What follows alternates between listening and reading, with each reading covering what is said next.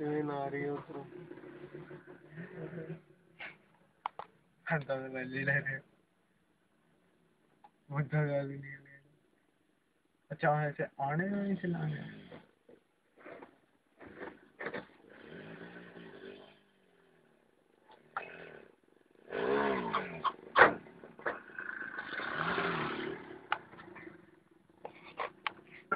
हमने लिमिट में यार घटिया जी लग